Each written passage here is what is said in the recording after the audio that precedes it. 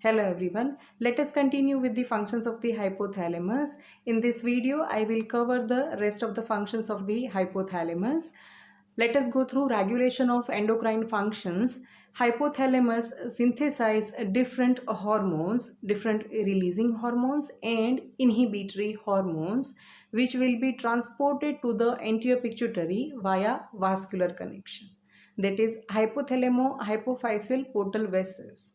Different releasing hormones and inhibitory hormones once reaches to the anterior pituitary, it will regulate the secretion, hormonal secretion from the anterior pituitary. Then paraventricular and supraoptic nuclei of the hypothalamus synthesize different posterior pituitary hormones, that is oxytocin and vasopressin, or also called as antidiuretic hormone. Hypothalamus and posterior pituitary is having neural connection. So hormones synthesized in the nuclei of the hypothalamus will be transported via neural connection to the posterior hypothalamus, and it will reach to there and it will be stored there till its secretion is needed. Then regulation of sleep-wakeful cycle. Anterior hypothalamus is a sleep facilitatory center and posterior hypothalamus is a waking center.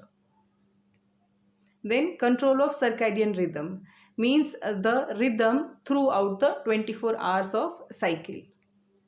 Suprachiasmatic nuclei of the hypothalamus plays important role in control of the circadian rhythm. It receives input from the eye via retinohypothalamic fibers and by lateral geniculate nuclei. The common rhythmic variation in homeostatic regulatory mechanisms are rhythmic secretion of ACTH, rhythmic secretion of growth hormone, sleep-wake cycle, body temperature regulation, rhythmic secretion of gonadotropin releasing hormone, and many more. Regulation of circadian rhythm enables the homeostatic mechanism to be utilized immediately and automatically. Then regulation of autonomic function. Anterior hypothalamus is parasympathetic area and posterior hypothalamus is a sympathetic area. Then next is a control of emotional behavior.